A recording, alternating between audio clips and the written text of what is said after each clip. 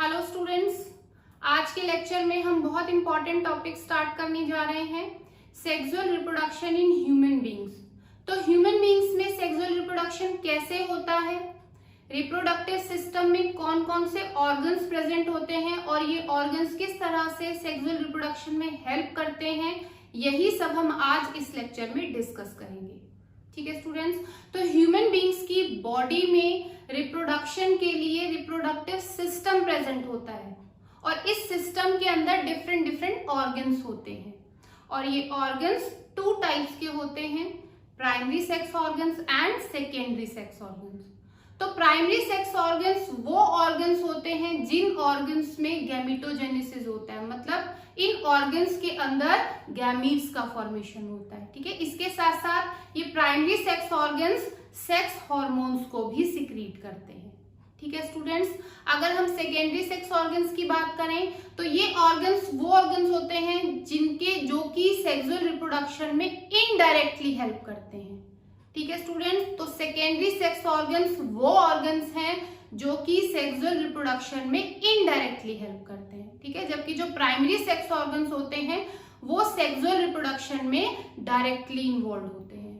ठीक है, तो ह्यूमन रिप्रोडक्टिव सिस्टम में टू टाइप्स के ऑर्गन्स होते हैं, primary sex organs and secondary sex organs.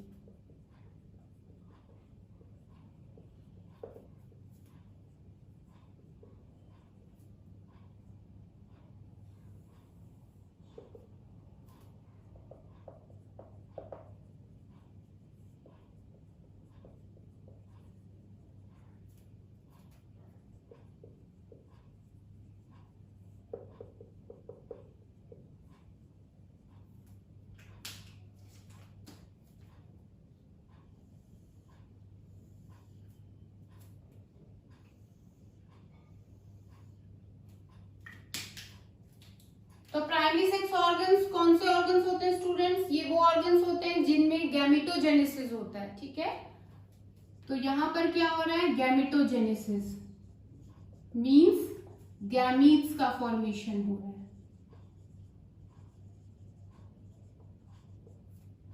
और इसके साथ साथ ये ऑर्गन्स सेक्स हार्मोन्स सिक्रीट करते हैं।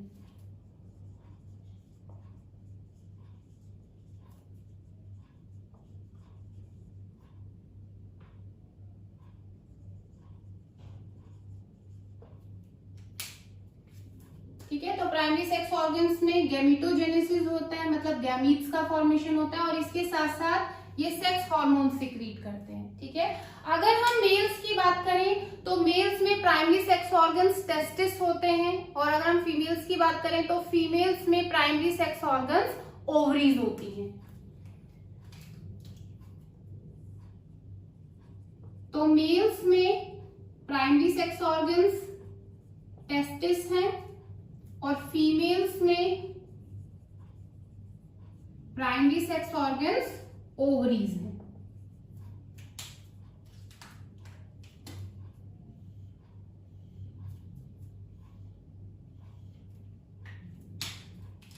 टेस्टिस को हम प्राइमरी सेक्स ऑर्गन्स क्यों कहते हैं? क्योंकि इनके अंदर गैमीट्स का फॉर्मेशन होता है, मतलब यहां पर स्पर्म्स बनते हैं। ठीक है स्टूडेंट्स, तो टेस्टिस में मेल गैमीट्स बनते हैं। ठीक है, और मेल गैमीट्स को हम ह्यूमन बींग्स के केस में स्पर्म्स कहते हैं।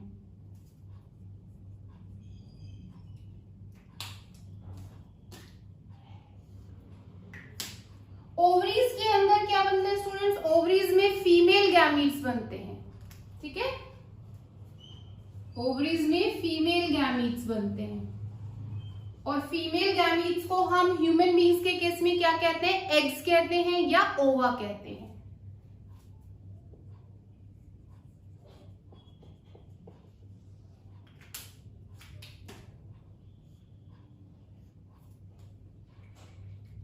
ठीक है स्टूडेंट्स, अगर हम स्पर्म्स के स्ट्रक्चर की बात करें कि स्पर्म्स कैसे होते हैं, स्पर्म्स में एक्चुअली हेड होता है और इसके साथ साथ टेल प्रेजेंट होती है। ठीक है, ये हेड पोर्शन है और ये टेल है। हेड के अंदर जेनेटिक मटेरियल प्रेजेंट होता है ठीक है। और ये जो टेल है ये मूवमेंट में हेल्प करती है।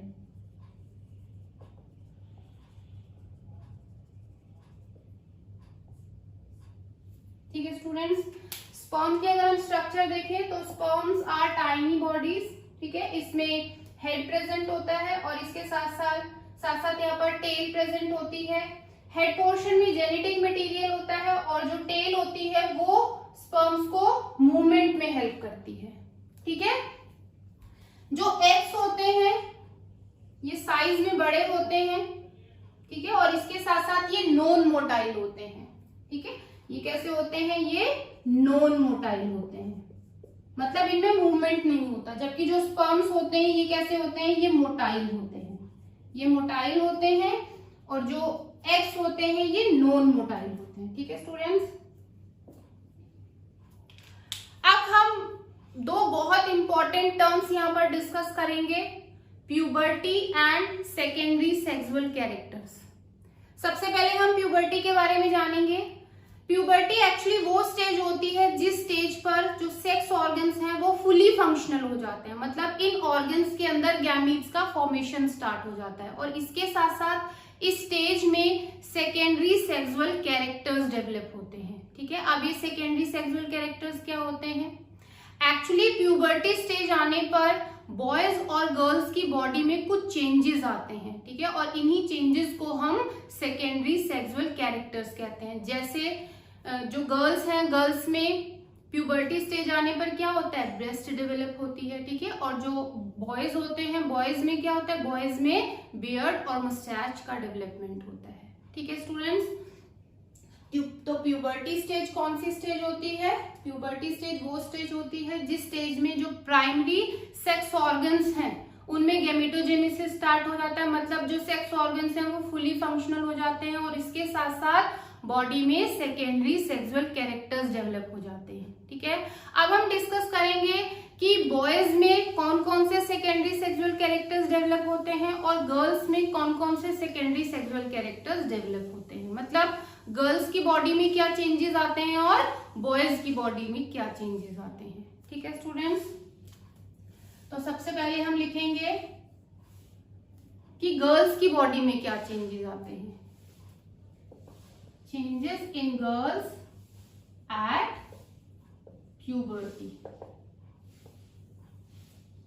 तो गर्ल्स में क्या चेंजेस आते हैं स्टूडेंट, गर्ल्स में ब्रेस्ट का डेवलपमेंट होता है, इसके साथ साथ जो निपल स्किन होती है वो डार्क हो जाती है और मेंस्ट्रुअल साइकिल स्टार्ट हो जाती है। ठीक है स्टूडेंट्स,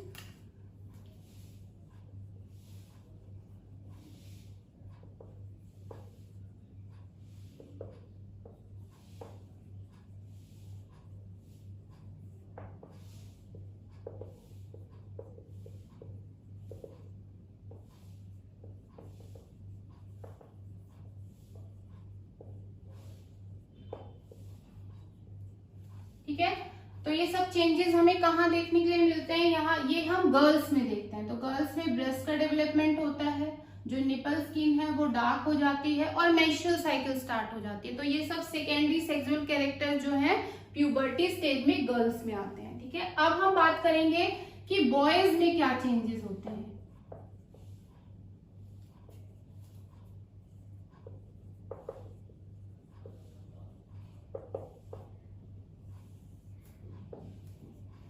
बॉयज में हम देखते हैं कि पुबर्टी स्टेज आने पर बियर्ड और मस्टैच का डेवलपमेंट होता है और इसके साथ साथ जो वॉइस है वो हैवी हो जाती है और जो पेनिस है उसमें ओकेजनली इरेक्शन होता है। ठीक है students, development of beard and moustache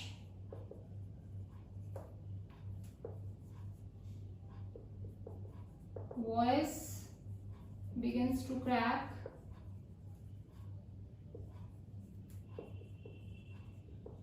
penis occasionally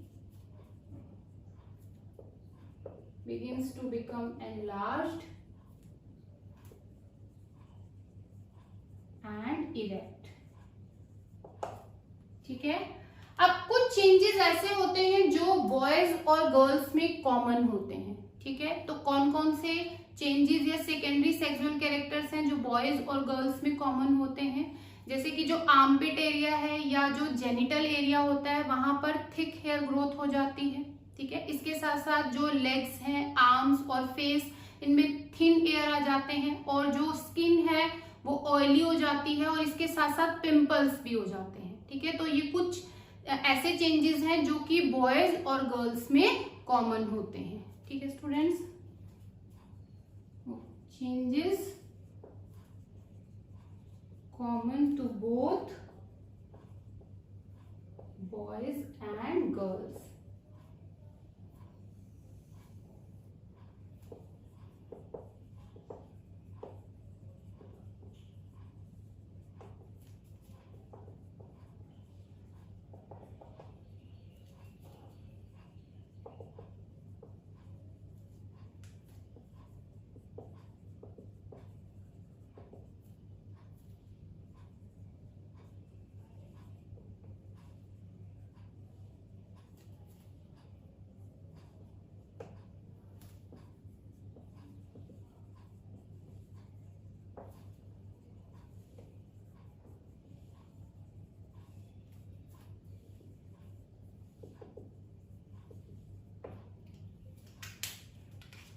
ठीक है, तो यहाँ पर हमने क्या लिखा है स्टूडेंट्स, यहाँ पर हमने वो चेंजेस लिखे हैं जो गर्ल्स में आते हैं, ठीक है। उसके बाद हम बात कर रहे हैं यहाँ पर कि बॉयज में क्या चेंजेस आते हैं, और उसके बाद हमने यहाँ पर क्या लिखा है कि वो चेंजेस जो कि हम गर्ल्स और बॉयज दोनों में देखते हैं, ठीक है। तो ये सब चेंजेस, ये जो हम चेंजेस पढ़ रहे हैं स्टूडेंट्स, ये सब क्या है, ये सेकेंडरी सेक्सुअल कैरेक्टर्स हैं जो कि प्यूबर्टी स्टेज में आते हैं, ठीक है स्टूडेंट्स। तो आप इसको नोट कर लीजिए, उसके बाद हम आगे कंटिन्यू करेंगे।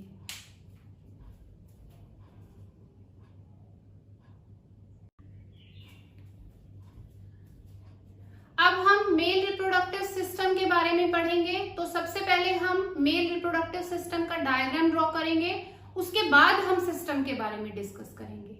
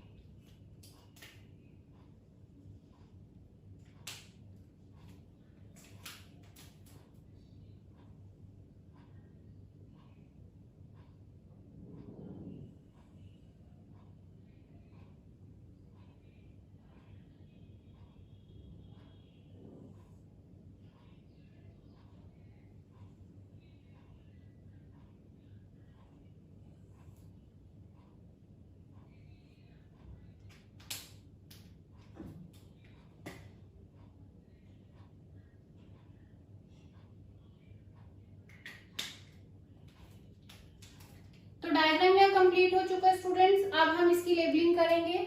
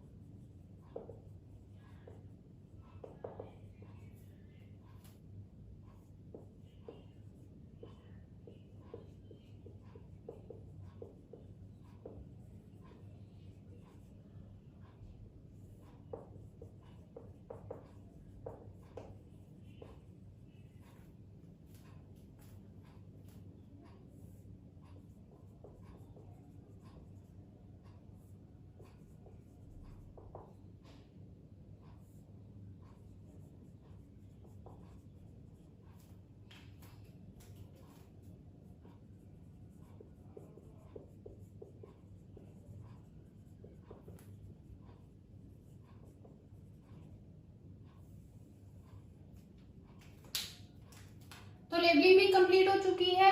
अब हम एक एक करके जितने भी ऑर्गन्स आपको नजर आ रहे हैं इनके बारे में डिस्कस करेंगे, इनका फंक्शन डिस्कस करेंगे। ठीक है, तो हम जहां से हमने डायग्राम स्टार्ट किया था वहीं से स्टार्ट करते हैं।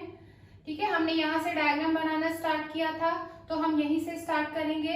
सबसे पहले आप देख सकते हैं इस डायग्राम में यहाँ पर बाहर की ओर एक पाउच लाइक स्ट्रक्चर आपको नजर आ रही है। ठीक है, ये पाउच लाइक स्ट्रक्चर क्या होता है स्टूडेंट, ये स्क्रोटम होता है। ठीक है, और स्क्रोटम के अंदर यहाँ पर टेस्टिस प्रेजेंट होता है। ठीक है, स्क्रोटम के अंदर क्या प्रेजेंट होते हैं, टेस्टिस प्रेजेंट होते हैं। ठीक है, और स्क्रोटम का क्या फंक्शन होता है, एक्चुअली जो स्क्रोटम है वो गैमीट्स फॉर्मेशन के लिए ऑप्टिमम टेम्परेचर प्रोवाइड करता है।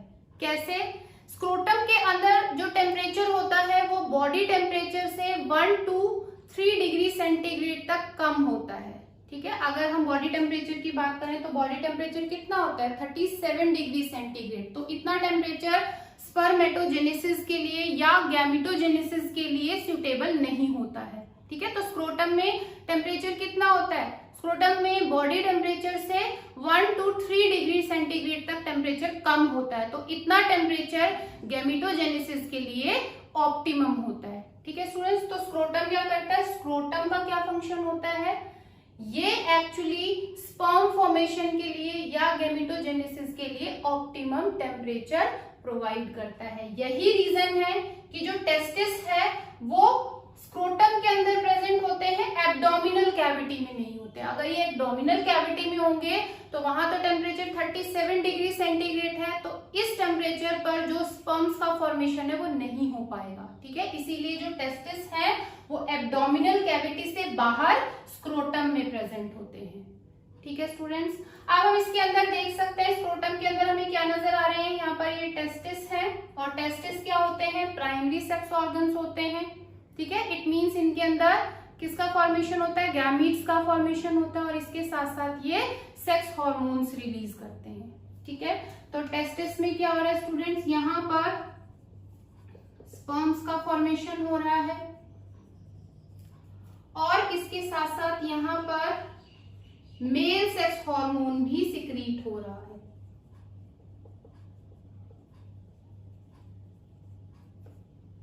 ठीक है, और ये मेल सेक्स हार्मोन कौन सा होता है, ये टेस्टोस्टेरोन होता है। ठीक है, और ये टेस्टोस्टेरोन का फंक्शन क्या होता है, ये गैमेटोजेनेसिस में हेल्प करता है, इसके साथ साथ सेकेंडरी सेक्सुअल कैरेक्टर्स के डेवलपमेंट में हेल्प करता है और इसके साथ साथ ये जो सेकेंडरी सेक्सुअल सेक्स ऑर्गन्स होते हैं उनके डेवलपमेंट और उनकी फंक्शनिंग में भी हेल्प करता है। ठीक है स्टूडेंट्स, तो टेस्टोस्टेरोन एक बहुत इंपॉर्टेंट सेक्स हार्मोन है। ठीक है, मेल्स में इसका क्या फंक्शन होता है, मेल्स में ये गैमेटोजेनेसिस में हेल्प करता है, इसके साथ साथ ये जो एसेसरी ऑर्गन्स या सेकेंडरी सेक्स ऑर्गन्स हैं उनकी फंक्शनिंग को ये कंट्रोल करता है और सेकेंडरी सेक्सुअल कैरेक्टर्स को भी ये डेवलप करता है। ठीक है स्टूडेंट्स, अब हम इसके बाद देख सकते हैं इस डायग्राम में टेस्टिस के पोस्टीरियर एंड पर आपको एक स्ट्रक्चर नजर आ रही है, ये स्ट्रक्चर होती है एपिडिडाइमस। ठीक है, तो एपिडिडाइमस एक ट्यूब लाइक स्ट्रक्चर होती है जो कि हाईली कॉइल्ड होती है। ठीक है, और ये कहां पर अटैच होती है, ये टेस्टिस के पोस्टीरियर एंड पर अटैच होती है। और इस डक्ट का एपिडिडाइमस का क्या फंक्शन होता है, जो टेस्टिस में स्पर्म्स बन रहे हैं उन स्पर्म्स को एपिडिडाइमस टेम्परेरीली स्टोर करता है। याद रखिए स्टूडेंट्स, टेस्टिस के अंदर जो स्पर्म्स बन रहे हैं इन स्पर्म्स को एपिडिडाइमस टेम्परेरीली स्टोर करता है। ठीक है, अब एपिडिडाइमस से आप देख सकते हैं एक ट्यूब लाइक स्ट्रक्चर यहाँ पर निकल रही है। ये ट्यूब लाइक स्ट्रक्चर क्या होती है, वास डेफरेंस। ठीक है, और वास डेफरेंस का क्या फंक्शन होता है, ये स्पर्म्स को कैरी करती है। ठीक है, आगे जाकर आप देख सकते हैं जो वास डेफरेंस है ये यूरिनरी ब्लैडर के ऊपर से घूमकर सेमिनल वेसिकल की डक्ट को ज्वाइन करती है। ठीक है, यहाँ पर एक ग्लैंड प्रेजेंट होती है, इस ग्लैंड का क्या नाम होता है स्टूडेंट, सेमिनल वेसिकल। ठीक है, तो जब ये वास डेफरेंस यूरिनरी ब्लैडर के ऊपर से घूमकर यहाँ आती है तो ये सेमिनल वेसिकल की डक्ट को ज्वाइन करती है।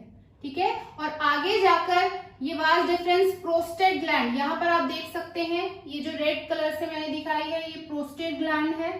ये वाज डिफरेंस इस प्रोस्टेट ग्लैंड में एंटर करती है और एंटर करने के साथ साथ ये यूरिनरी ब्लैडर से जो यूरिथ्रा नीचे आ रही है इसको ज्वाइन करती है। ध्यान से सुनिए, वाज डिफरेंस यूरिनरी ब्लैडर के ऊपर से आती हुई सेमिनल वेसिकल की डक्ट को ज्वाइन करती है। डक्ट को ज्वाइन करने के बाद ये प्रोस्टेट ग्लैंड में एंटर करती है और एंटर करते हुए ये यूरिनरी ब्लैडर से जो यूरिथ्रा निकल रही है ये उसको ज्वाइन करती है, ठीक है। और ज्वाइन करते हुए आगे चली जाती है। जैसे ही ये प्रोस्टेट ग्लैंड से बाहर निकलती है तो ये किस ग्लैंड को ज्वाइन करती है? बल्बो यूरिथ्रल ग्लैंड को, ठीक है। आगे जाकर ये बल्बो यूरिथ्रल ग्लैंड की डक्ट से अटैच होती है, यहाँ पर इसको ज्वाइन करती है, ठीक है। और आगे जो डक्ट निकल रही है स्टूडेंट्स, इसको हम क्या कहते हैं? यूरिथ्रा कहते हैं। एक्चुअली यहाँ से जो ये पूरी डक्ट निकल रही है, ये यहाँ से यूरिनरी ब्लैडर से ये आगे जितनी भी डक्ट आप देख रहे हैं, जो भी डक्ट आप देख रहे हैं, ये यूरिथ्रा है, ठीक है। और ये यूरिथ्रा आगे जाकर मेल कॉपुलेटरी ऑर्गन में एंटर करती है और ये मेल कॉपुलेटरी ऑर्गन होता है स्टूडेंट पेनिस, ठीक है। तो पेनिस क्या है? पेनिस मेल कॉपुलेटरी ऑर्गन है,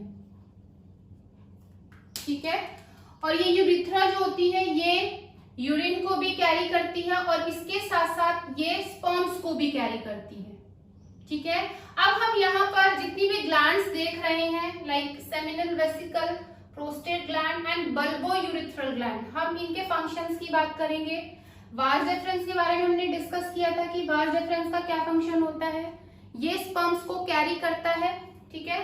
तो ये एपिडिडाइमस से स्पर्म्स को लेता है और आगे जाकर ये यहाँ पर सेमिनल वेसिकल से क्या हो जाता है? इसकी डक्ट से ये जुड़ जाता है, ठीक है। अब जो सेमिनल वेसिकल है और जो प्रोस्टेट ग्लैंड है, इन ग्लैंड से कुछ सिक्रीशन सिक्रीट होते हैं और ये जो सिक्रीशन सिक्रीट हो रहे हैं ये फ्लूइड मीडियम बनाते हैं और इस फ्लूइड मीडियम में स्पर्म्स मिक्स हो जाते हैं, ठीक है। तो जो फ्लूइड मीडियम है और जो स्पर्म्स हैं जब ये मिक्स हो जाते हैं तो अब हम इसको क्या कहते हैं? सीमेन कहते हैं, ठीक है। तो यहाँ से यहाँ तक तो सिर्फ स्पर्म्स आ रहे हैं, उसके बाद सेमिनल वेसिकल और प्रोस्टेट ग्लैंड से जो भी सिक्रीशन निकल रहा है वो सिक्रीशन किस में मिक्स हो जाता है? स्पर्म में मिक्स हो जाता है। और जब स्पर्म्स और फ्लूइड या सिक्रीशन मिक्स होता है तो उसके बाद क्या बनता है? सीमेन बनता है, ठीक है। मतलब आगे जो जा रहा है यहाँ पर इस डक्ट में जो आगे जा रहा है वो क्या स्टूडेंट्स? वो सीमेन है, ठीक है। और ये जो बल्बो यूरिथ्रल ग्लैंड है इसका क्या फंक्शन होता है? ये भी एक सिक्रीशन सिक्रीट करती है जो कि पेनिस के लुब्रिकेशन में हेल्प करता है, ठीक है। तो यहाँ से जो डक्ट जा रही है स्टूडेंट्स इसको हम क्या कहते हैं? यूरिथ्रा कहते हैं। तो यूरिथ्रा जो है वो स्पर्म्स को या सीमेन को कैरी करती है और इसके साथ साथ ये यूरिन को भी कैरी करती है, ठीक है। तो यहाँ जो सिक्रीशंस आप देख सकते हैं सेमिनल वेसिकल और प्रोस्टेट ग्लैंड से जो भी सिक्रीशन यहाँ निकल रहा है उस सिक्रीशन का या उस फ्लूइड का क्या फंक्शन होता है? ये एक्चुअली स्पर्म को नरिश करते हैं और इसके साथ साथ ये स्पर्म के ट्रांसपोर्टेशन में भी हेल्प करते हैं, ठीक है। तो जो भी सिक्रीशंस यहाँ से निकल रहे हैं, जो भी सिक्रीट हो रहा है सेमिनल वेसिकल से या प्रोस्टेट ग्लैंड से, वो स्पर्म्स को नरिश भी करते हैं और इसके साथ साथ स्पर्म्स के ट्रांसपोर्टेशन में भी हेल्प करते हैं, ठीक है। तो याद रखिए स्टूडेंट, जितने भी ऑर्गन्स आप देख रहे हैं यहाँ पर, इन ऑर्गन्स के फंक्शन आपको बहुत अच्छी तरह से पता होनी चाहिए, ठीक है। लाइक स्क्रोटम का क्या फंक्शन होता है? जैसे कि मैंने बताया स्क्रोटम जो है ऑप्टिमम टेम्परेचर प्रोवाइड करता है, स्पर्म फॉर्मेशन के लिए ऑप्टिमम टेम्परेचर प्रोवाइड करता है, ठीक है। और टेस्टिस का क्या फंक्शन होता है? टेस्टिस में स्पर्म्स का फॉर्मेशन होता है, इसके साथ साथ यहाँ पर टेस्टोस्टेरोन्स रिलीज होता है, सिक्रीट होता है, ठीक है। टेस्टोस्टेरोन का क्या फंक्शन होता है? ये सेकेंडरी सेक्स ऑर्गन्स या एसेसरी ऑर्गन्स के डेवलपमेंट में हेल्प करता है, इसके साथ साथ गेमेटोजेनेसिस में हेल्प करता है, ठीक है। और सेकेंडरी सेक्सुअल कैरेक्टर्स के डेवलपमेंट में हेल्प करता है, ये सब इसके फंक्शंस हैं। एपिडिडाइमस स्पर्म्स को टेम्परेरीली स्टोर करता है, वाज डिफरेंस स्पर्म्स को कैरी करती है, ठीक है। और सेमिनल वेसिकल और प्रोस्टेट ग्लैंड से कुछ सिक्रीशन सिक्रीट होते हैं जो कि आगे जाके स्पर्म में मिक्स हो जाते हैं और ये सिक्रीशंस क्या करते हैं? ये जो फ्लूइड निकलता है यहाँ से वो क्या करता है? वो स्पर्म्स को के ट्रांसपोर्टेशन में हेल्प करता है और स्पर्म्स को नरिश करता है, ठीक है। और आगे जाके जो आप डक्ट देख रहे हैं यूरिथ्रा, ये आगे जाके पेनिस में एंटर करती है। यूरिथ्रा यूरिन को कैरी भी करती है और इसके साथ साथ ये सीमेन को भी कैरी करते हैं। तो ये कॉमन पैसेज है, याद रखिए स्टूडेंट, जो यूरिथ्रा है ये यूरिन और सीमेन के लिए कॉमन पैसेज है। तो जो ह्यूमन मेल्स होते हैं उनमें यूरिन पास करने के लिए भी यही डक्ट है और सीमेन पास करने के लिए भी यही डक्ट है। तो ये कॉमन पैसेज है, ठीक है। और ये यूरिथ्रा आगे जाके जो पेनिस में एंटर करती है, तो ये पेनिस क्या होता है, ये मेल कॉपुलेटरी ऑर्गन है जो कि कॉपुलेशन में हेल्प करता है, ठीक है। और ये यूरिथ्रा बॉडी से बाहर एक अपर्चर के थ्रू खुलती है, ठीक है। तो इसी अपर्चर से टाइम टू टाइम यूरिन भी पास किया जाता है और सीमेन भी पास किया जाता है, ठीक है स्टूडेंट्स। तो आप देख सकते हैं जो मेल रिप्रोडक्टिव सिस्टम है इसमें डिफरेंट डिफरेंट ऑर्गन्स हैं। तो कौन कौन से ऑर्गन्स आपने स्टडी किए students? Testis, scrotum, epididymis, vas deferens, seminal vesicles, prostate gland,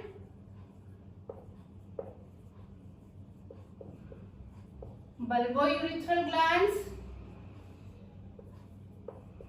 urethra and penis, ठीक है। टेस्टिस पेयर्ड होते हैं, स्क्रोटम सिंगल होता है, एपिडिडाइमिस पेयर्ड होते हैं,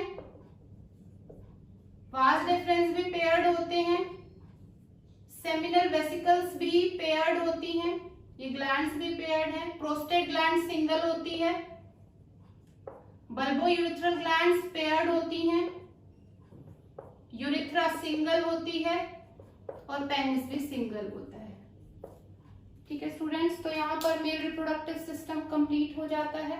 आप ये डायग्राम ड्रॉ कर लीजिए, नोट कर लीजिए, उसके बाद हम आगे कंटिन्यू करेंगे।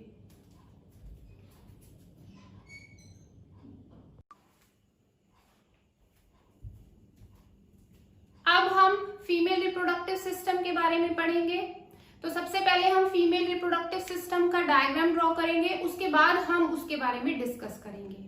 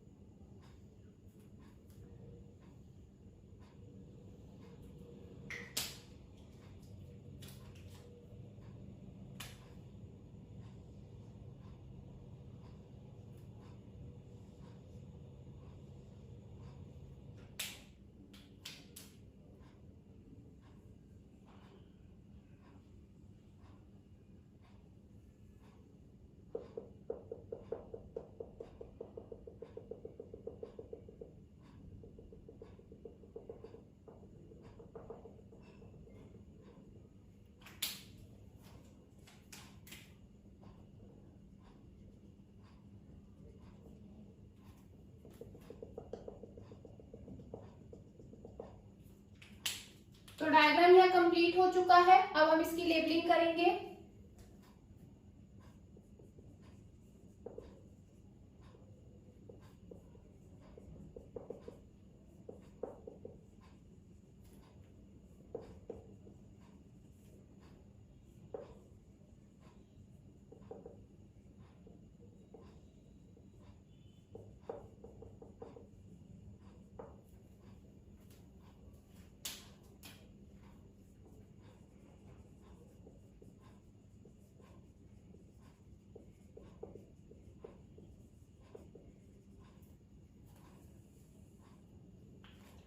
तो जैसे कि आपको डायग्राम में नजर आ रहा है स्टूडेंट्स, यहाँ पर आप ओवल शेप स्ट्रक्चर देख रहे हैं, ये आप ओवल शेप स्ट्रक्चर देख रहे हैं। ये ओवल शेप स्ट्रक्चर्स क्या होते हैं एक्चुअली, ये ओवरीज होती हैं, ठीक है। तो फीमेल रिप्रोडक्टिव सिस्टम में जो प्राइमरी सेक्स ऑर्गन्स होते हैं वो क्या होते हैं स्टूडेंट्स, वो ओवरीज होती हैं। और ओवरीज का क्या फंक्शन होता है, ओवरीज के अंदर एग का फॉर्मेशन होता है, इसके साथ साथ ovaries female sex hormones release करती है, ठीक है। तो ओवरीज में क्या होता है, एग का फॉर्मेशन होता है, ठीक है। और इसके साथ साथ यहां पर फीमेल सेक्स हॉर्मोन्स का सिक्रीशन होता है, ठीक है। और ये फीमेल सेक्स हॉर्मोन्स कौन से होते हैं, ये एस्ट्रोजन और प्रोजेस्टेरॉन है, ठीक है। जो फीमेल सेक्स हॉर्मोन्स की हम बात कर रहे हैं कौन कौन से हैं, ये एस्ट्रोजन है और प्रोजेस्टेरॉन है। जो एस्ट्रोजन हार्मोन है ये एग के फॉर्मेशन में हेल्प करता है और इसके साथ साथ सेकेंडरी सेक्सुअल कैरेक्टर्स के डेवलपमेंट में हेल्प करता है, जबकि जो प्रोजेस्टेरॉन हार्मोन होता है ये यूट्रस की वॉल को मेंटेन करता है, ठीक है स्टूडेंट्स। तो ओवरीज के क्या फंक्शंस होते हैं, ओवरीज में एग का फॉर्मेशन होता है और इसके साथ साथ ओवरीज से फीमेल सेक्स हार्मोन्स सिक्रीट होते हैं। फीमेल सेक्स हार्मोन्स कौन कौन से होते हैं, एस्ट्रोजन और प्रोजेस्टेरॉन। जो एस्ट्रोजन होता है वो क्या करता है, वो एग के फॉर्मेशन में हेल्प करता है और इसके साथ साथ सेकेंडरी सेक्सुअल कैरेक्टर्स के डेवलपमेंट में भी हेल्प करता है। और जो प्रोजेस्टेरॉन होता है वो यूट्रस की वॉल को मेंटेन करता है, ठीक है स्टूडेंट्स। जब बेबी गर्ल का बर्थ होता है तभी उस टाइम पर जो ओवरीज हैं इनके अंदर बहुत सारे इमेच्योर एग्स बन चुके होते हैं, ठीक है। इट मीन्स जब बेबी का बर्थ होता है, बेबी गर्ल का बर्थ होता है तो ऑलरेडी गर्ल की जो ओवरीज हैं उसमें बहुत सारे इमेच्योर एग्स प्रेजेंट होते हैं, ठीक है। अब जब प्यूबर्टी स्टेज आती है तो प्यूबर्टी स्टेज में क्या होता है कि जो इमेच्योर एग्स हैं वो धीरे धीरे करके एक एक करके मेच्योर होते हैं, ठीक है। तो एग्स का फॉर्मेशन जो है वो फीटल स्टेज में ही हो जाता है, मतलब जब बर्थ टाइम होता है तो उस टाइम पर फीमेल की ओवरीज में बहुत सारे इमेच्योर एग्स होते हैं। लेकिन जब प्यूबर्टी स्टेज आती है तो प्यूबर्टी स्टेज में ये जो एग्स हैं वो एक एक करके मैच्योर होते हैं, ठीक है। तो एक बार जब मेंस्ट्रुअल साइकिल चलती है तो एक एग ओवरी से रिलीज होता है और रिलीज होकर ये कहाँ चला जाता है, फेलोपियन ट्यूब में, ठीक है। तो एक बार लेफ्ट ओवरी से जो ओवम है या एग है वो बाहर आता है, एक बार राइट ओवरी से एग बाहर आता है और ये साइकिल जो है वो चलती रहती है, ठीक है स्टूडेंट्स। अब आप देख सकते हैं यहाँ पर जो ये ओवरीज है ये आगे कुछ ट्यूबलाइक स्ट्रक्चर से कनेक्टेड है और ये जो ट्यूबलाइक स्ट्रक्चर्स आप देख रहे हैं ये क्या होती है, ये फेलोपियन ट्यूब्स हैं और इनको हम ओविडक्ट्स भी कहते हैं, ठीक है। तो ये फेलोपियन ट्यूब्स क्या काम करती हैं, एक्चुअली जो एग यहाँ से रिलीज होता है इस एग को ये कैरी करती है, ठीक है। और यही वो जगह है जहां पर फर्टिलाइजेशन होता है, ठीक है। तो फेलोपियन ट्यूब ही वो जगह है जहां पर एग और स्पर्म के बीच में फ्यूजन होता है, मतलब फर्टिलाइजेशन होता है। और इसके साथ साथ फेलोपियन ट्यूब जो एग है उसको कैरी करती है, ठीक है। अब आप देख सकते हैं फेलोपियन ट्यूब्स आगे जाकर एक बैग लाइक स्ट्रक्चर से कनेक्टेड है। ये बैग लाइक स्ट्रक्चर क्या होती है स्टूडेंट्स, ये यूट्रस है, ठीक है। और यूट्रस का क्या फंक्शन होता है, जो यूट्रस है वो इम्प्लांटेशन में हेल्प करता है और इसके साथ साथ जो एम्ब्रियो का पूरा डेवलपमेंट होता है वो यूट्रस के अंदर ही होता है, ठीक है। तो यूट्रस की वॉल में इम्प्लांटेशन होता है और इसके साथ साथ एम्ब्रियो का डेवलपमेंट भी यूट्रस में ही होता है, ठीक है। अगर आप यूट्रस का स्ट्रक्चर देखते हैं तो आप देख सकते हैं यहाँ पर ये जो यूट्रस है ये ऊपर से ब्रॉड है, ठीक है। ये पोर्शन यहाँ पर आप देख सकते हैं ये ब्रॉड है, जबकि नीचे की ओर ये कैसा होता है, ये नैरो होता है, ठीक है। जो इसका नैरो सिलिंड्रिकल पार्ट आप देख रहे हैं इसको हम क्या कहते हैं, सर्विक्स कहते हैं।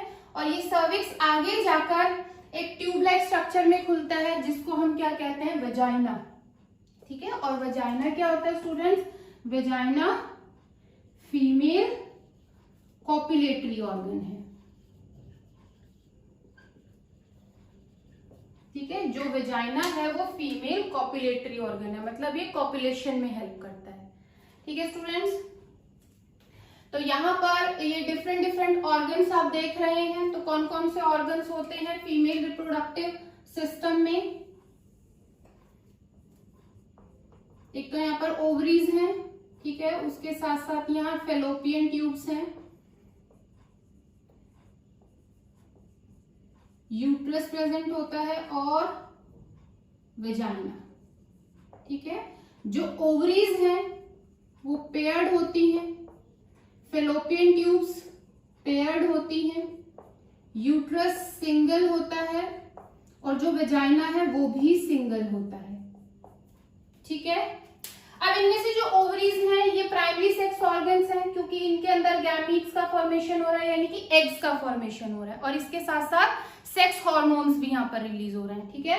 बाकी जितने भी आप ऑर्गन्स देख रहे हैं यहाँ पर, जैसे कि फेलोपियन ट्यूब्स, ये फेलोपियन ट्यूब्स, ठीक है, यूट्रस जैसे कि यह देख रहे हैं आप यहाँ पर, इसके साथ साथ वेजाइना जो नीचे की ओर है, ये सभी जो पार्ट्स हैं, सभी जो ऑर्गन्स हैं, ये एक्चुअली सेकेंडरी सेक्स ऑर्गन्स हैं, ठीक है। क्योंकि ये सेकेंडरी सेक्स ऑर्गन्स क्यों हैं? क्योंकि ये ऑर्गन जो है सेक्सुअल रिप्रोडक्शन में इनडायरेक्टली हेल्प कर रहे हैं, ठीक है स्टूडेंट्स। जो गैमीट्स का फॉर्मेशन है वो तो ओवरीज में हो रहा है, लेकिन इन गैमीट्स को कैरी करके कौन ले जा रहा है? ये सेकेंडरी सेक्स ऑर्गन्स ले जा रहे हैं। इसके साथ साथ जैसे यूट्रस में इम्प्लांटेशन हो रहा है, ठीक है, इम्प्लांटेशन के साथ साथ एम्ब्रियो का डेवलपमेंट हो रहा है, ठीक है, और आगे जाकर वेजाइना के थ्रू जो बेबी है वो बाहर आता है। तो इन सब चीजों में कौन हेल्प कर रहा है? ये ऑर्गन्स हेल्प कर रहे हैं, इसीलिए हम इन ऑर्गन्स को सेकेंडरी सेक्स ऑर्गन्स कहते हैं, ठीक है। अगर हम मेल रिप्रोडक्टिव सिस्टम की बात करें तो मेल रिप्रोडक्टिव सिस्टम में कौन कौन से सेकेंडरी ऑर्गन्स होते हैं?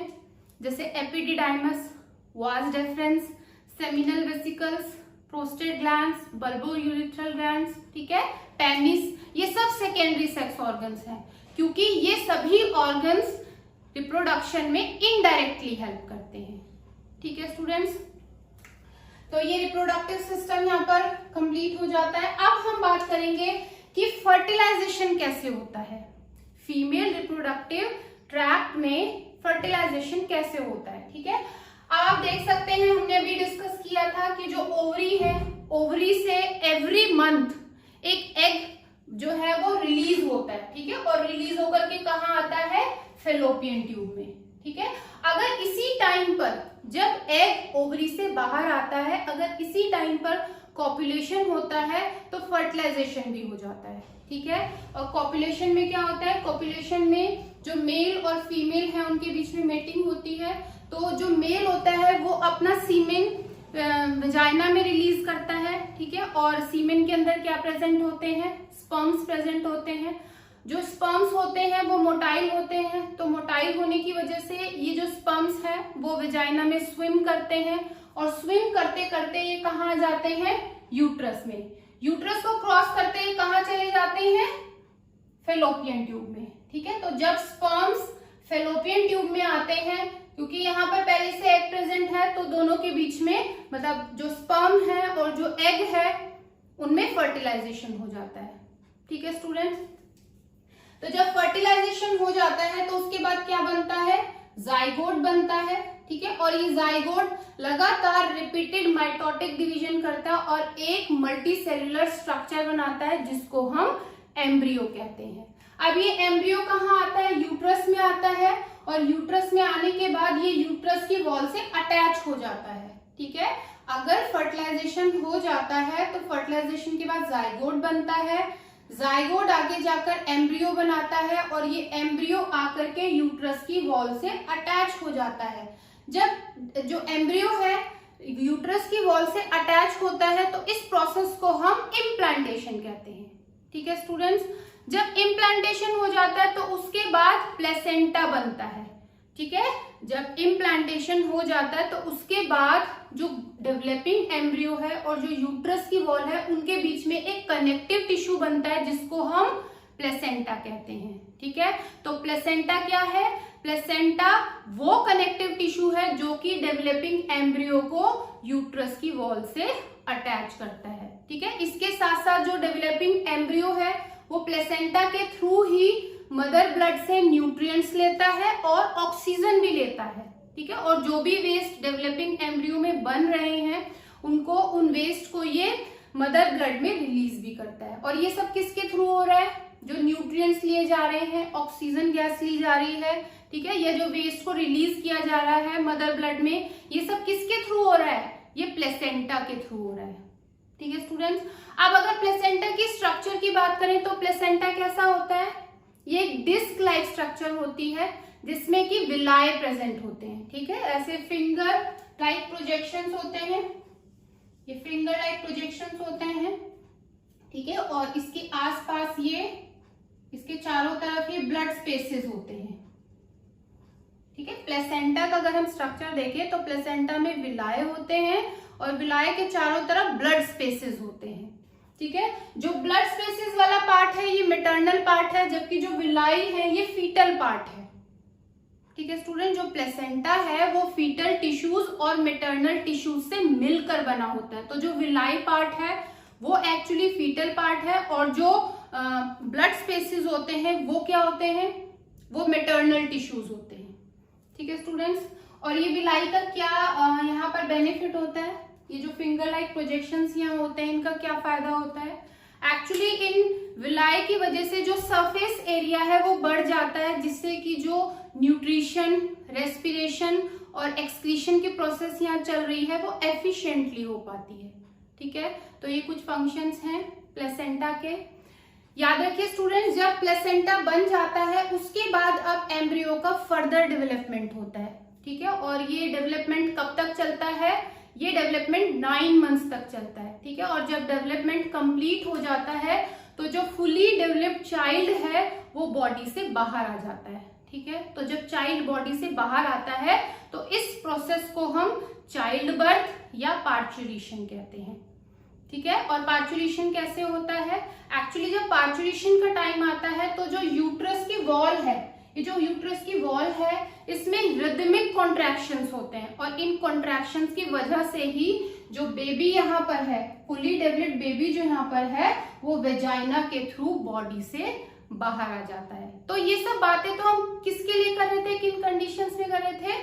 जब फर्टिलाइजेशन होता है। ठीक है, अगर फीमेल रिप्रोडक्टिव ट्रैक्ट में फर्टिलाइजेशन नहीं होता है तब क्या होता है?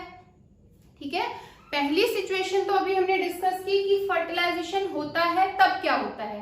अब हम डिस्कस करेंगे कि अगर बॉडी में फर्टिलाइजेशन नहीं होता है तब क्या होता है। ठीक है, जैसे कि अभी हमने डिस्कस किया कि जब मेंस्ट्रुअल साइकिल चलती है तो हर महीने एक एग जो है ओवरी से बाहर आता है। ठीक है, तो जब एग ओवरी से बाहर आता है, ओवरी से रिलीज होता है, ठीक है, फेलोपियन ट्यूब में आता है, तो इस टाइम पर जो यूट्रस की वॉल है वो थिक और स्पॉन्जी हो जाती है। ठीक है, और ये थिक और स्पॉन्जी इसलिए हो जाती है ताकि आगे जाकर अगर फर्टिलाइजेशन होता है तो इम्प्लांटेशन की प्रोसेस अच्छे से हो जाए और इसके साथ साथ प्रेगनेंसी भी अच्छे से हो जाए। ठीक है, लेकिन अगर फर्टिलाइजेशन नहीं होता है तो उस केस में जो यूट्रस की वॉल थिक और स्पॉन्जी हो गई थी उसका अब ब्रेक डाउन हो जाता है। जो यूट्रस की वॉल है, जो यूट्रस की थिक और स्पॉन्जी वॉल है उसका ब्रेक डाउन हो जाता है। ठीक है, और ब्रेक डाउन होने के बाद ये जो यूट्रस वॉल है वो ब्लड के साथ मिक्स होकर कहां से बॉडी से बाहर आ जाती है? वेजाइना के थ्रू। ठीक है, जब यूट्रस वॉल का ब्रेकडाउन होता है तो ब्रेकडाउन के बाद जो यूट्रस वॉल है वो ब्लड में मिक्स होती है और मिक्स होने के बाद ये वेजाइना के थ्रू बॉडी से बाहर आ जाती है। ठीक है, और इसी को हम क्या कहते हैं? मेंस्ट्रुअल फ्लो या मेंस्ट्रुएशन कहते हैं। ठीक है स्टूडेंट्स, तो जब बॉडी में फर्टिलाइजेशन नहीं होता है तो क्या होता है?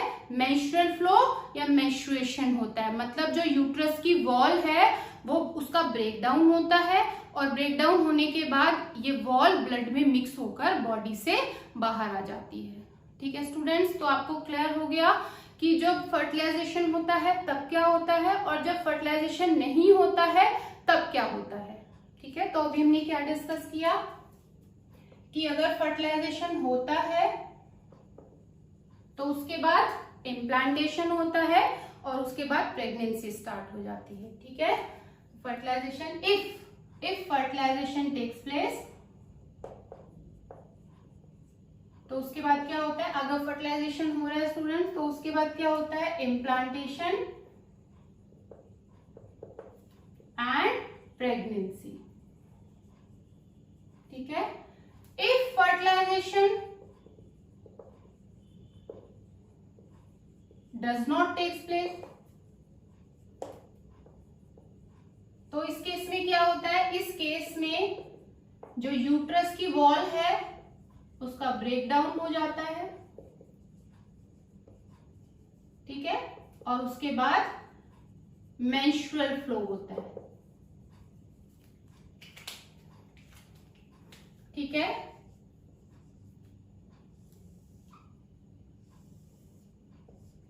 तो ये बहुत इंपॉर्टेंट स्टूडेंट्स आपसे क्वेश्चन पूछे जाते हैं इस पे,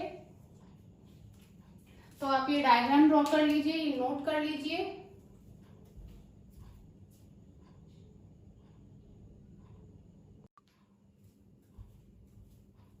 अब हम न्यू टॉपिक पढ़ेंगे, रिप्रोडक्टिव हेल्थ।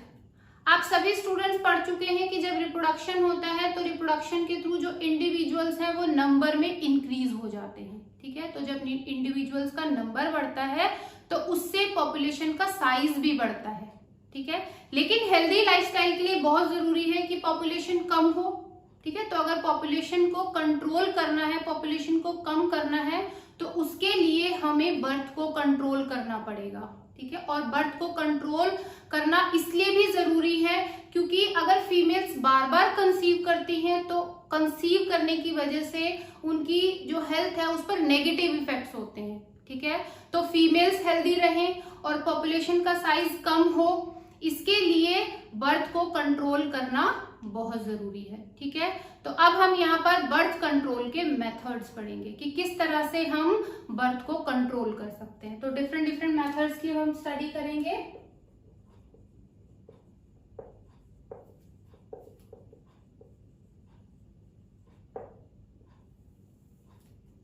बर्थ कंट्रोल के जो मेथड्स होते हैं इनको हम कॉन्ट्रासेप्टिव मेथड्स कहते हैं।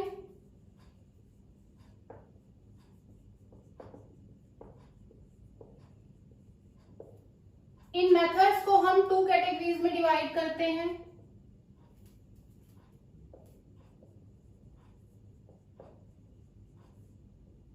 Temporary methods and permanent methods.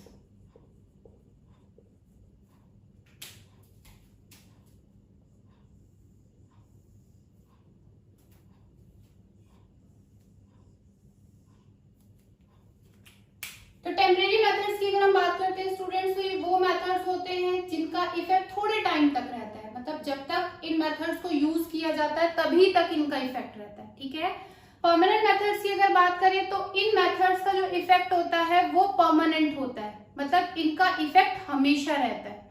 ठीक है, टेम्परेरी मेथड्स में हम डिफरेंट डिफरेंट मेथड्स पढ़ते हैं।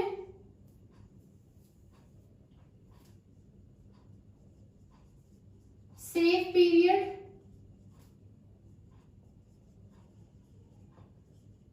Barrier method,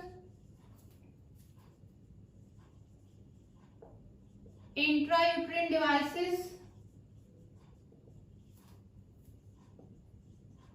oral contraceptives. ठीक है, परमानेंट मेथड्स में 2 मेथड्स पढ़ते हैं, वेसेक्टोमी एंड ट्यूबेक्टोमी।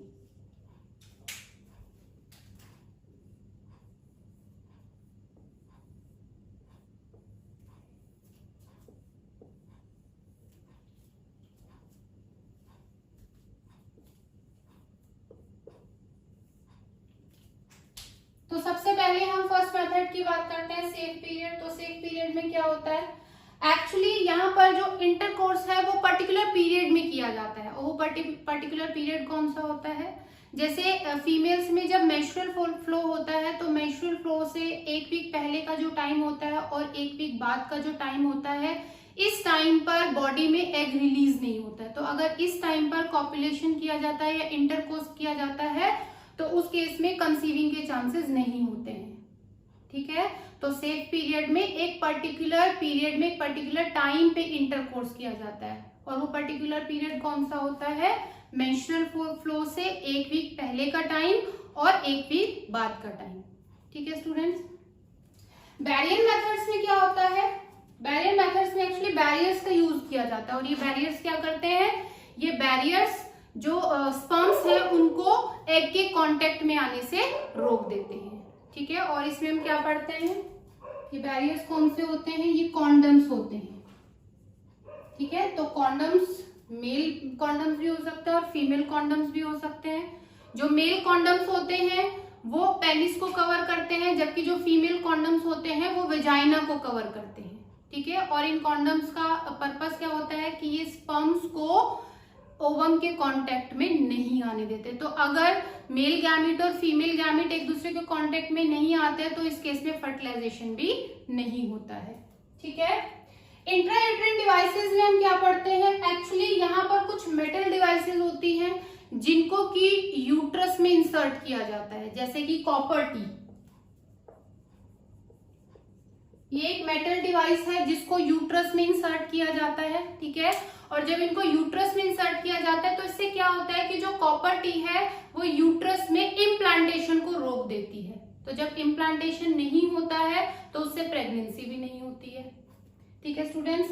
अब जो ओरल कॉन्ट्रासेप्टिव्स होते हैं ये क्या होते हैं, एक्चुअली ये पिल्स होती हैं जिनको ओरली लिया जाता है और इन पिल्स के अंदर हार्मोन्स के कुछ कॉम्बिनेशंस होते हैं। तो ये पिल्स क्या करती हैं, ये बॉडी में हार्मोनल बैलेंस को चेंज कर देती है। जब हार्मोनल बैलेंस चेंज होता है तो उससे जो एग है वो ओवरी से बाहर नहीं निकलता। तो अगर एग ओवरी से बाहर नहीं आएगा तो उस केस में फर्टिलाइजेशन नहीं हो पाएगा, ठीक है। तो ये डिफरेंट मेथड्स हैं स्टूडेंट्स, ठीक है। और ये सब मेथड्स कौन से हैं, टेम्परेरी मेथड्स। तो जब तक आप इनको यूज किया जाएगा तब तक ही इनका इफेक्ट रहेगा, ठीक है। परमानेंट मेथड्स में हम 2 मेथड्स पढ़ते हैं, वेसेक्टोमी एंड ट्यूबेक्टोमी। जो वेसेक्टोमी है ये मेल्स में होती है, मतलब एक्चुअली जो परमानेंट मेथड्स हैं ये सर्जिकल मेथड्स होते हैं। इन मेथड्स में बॉडी में सर्जरी की जाती है, ठीक है। तो जब मेल्स में सर्जरी की जाती है तो उसको हम वेसेक्टोमी कहते हैं और जब फीमेल्स में सर्जरी की जाती है उसको हम ट्यूबेक्टोमी कहते हैं, ठीक है। मेल्स में जब जो वास डिफरेंस है उसको जब ब्लॉक कर दिया जाता है, ठीक है, तो उसको वेसेक्टोमी कहा जाता है। और जो फीमेल्स है, जब फीमेल्स में ओविडक्ट्स या फेलोपियन ट्यूब को ब्लॉक किया जाता है तो उसको हम ट्यूबेक्टोमी कहते हैं, ठीक है। तो वेसेक्टोमी किस में होती है, मेल्स में होती है और ट्यूबेक्टोमी फीमेल्स में होती है, ठीक है। वेसेक्टोमी में क्या करते हैं, वेसेक्टोमी में जो वास डिफरेंस है उसको ब्लॉक कर दिया जाता है, ठीक है। और ट्यूबेक्टोमी में क्या करते हैं, ट्यूबेक्टोमी में जो फेलोपियन ट्यूब्स है उनको ब्लॉक कर दिया जाता है। तो जब इन ट्यूब्स को ब्लॉक किया जाता है तो अगर हम वेसेक्टोमी की बात करें तो इस केस में स्पर्म्स का ट्रांसपोर्टेशन रुक जाता है और अगर हम ट्यूबेक्टोमी की बात करें तो इस केस में जो एग है उसका ट्रांसपोर्टेशन रुक जाता है, ठीक है।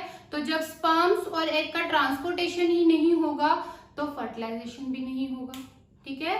और इनका जो इफेक्ट होता है वो परमानेंट होता है। अगर एक बार ये सर्जरी हो जाती है तो उसके बाद कंसीव जो फीमेल्स हैं वो कंसीव नहीं कर सकती, ठीक है स्टूडेंट्स। अब हम नेक्स्ट टॉपिक पढ़ेंगे, सेक्सुअली ट्रांसमिटेड डिजीजेस।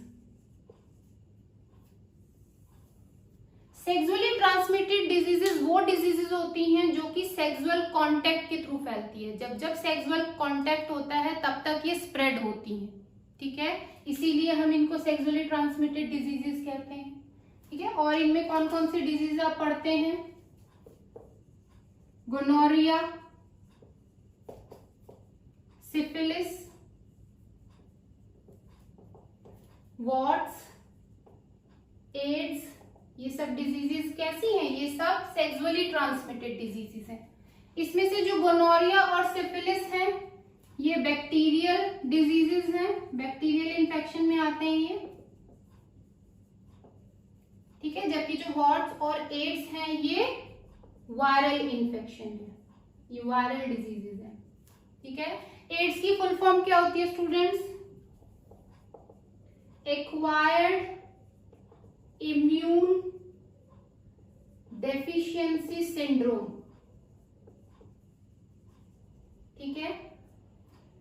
और इसको कॉज करने वाला वायरस कौन है? HIV। तो HIV की फुल फॉर्म क्या होती है? HIV की फुल फॉर्म क्या होती है students? Human immuno deficiency virus. ठीक है,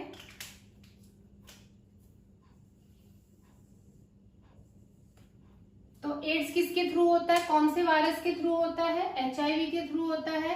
और HIV की फुल फॉर्म है ह्यूमन इम्यूनो डेफिशिएंसी वायरस। ठीक है, जो सेक्सुअली ट्रांसमिटेड डिजीजेस हैं इनको कैसे हम स्प्रेड होने से रोक सकते हैं? कौन कौन सी मेथड्स हैं जिन मेथड्स के थ्रू सेक्सुअली ट्रांसमिटेड डिजीजेस को फैलने से रोका जा सकता है? इसके लिए जो जब भी सेक्सुअल इंटरकोर्स किया जाता है तो उस टाइम पर कॉन्डम्स यूज करने चाहिए। ठीक है, और इसके साथ साथ जो इन्फेक्टेड पर्सन है उनसे सेक्सुअल कांटेक्ट अवॉइड करना चाहिए। ठीक है, तो ये सब बातें हैं, अगर ध्यान में रखी जाए तो इससे जो सेक्सुअली ट्रांसमिटेड डिजीजेज हैं वो स्प्रेड नहीं होती है। ठीक है, सेक्सुअली ट्रांसमिटेड डिजीजेज की शॉर्ट फॉर्म क्या है स्टूडेंट्स? STDs। ठीक है, इन डिजीजेस को हम शॉर्ट में कहते हैं STDs। याद रखिएगा कौन कौन से एग्जाम्पल्स हैं, आपको अच्छी तरह से याद रखने हैं। इनमें से कौन से बैक्टीरियल इन्फेक्शन हैं ये आपको याद रखना है, कौन से वायरल इन्फेक्शन हैं ये आपको पता होना चाहिए। तो ये सब चीजें इंपॉर्टेंट हैं। ठीक है स्टूडेंट्स, तो आज का लेक्चर यहीं पर कंप्लीट होता है और इसके साथ साथ ये चैप्टर भी यहाँ कंप्लीट होता है। तो आज जो सिस्टम आपको पढ़ाए गए हैं, मेल रिप्रोडक्टिव सिस्टम और फीमेल रिप्रोडक्टिव सिस्टम, इसको आप बहुत अच्छी तरह से करिए, बहुत इंपॉर्टेंट है। ठीक है, तो ये सब आप रिवाइज कीजिए। मिलते हैं नेक्स्ट लेक्चर में। Good bye students.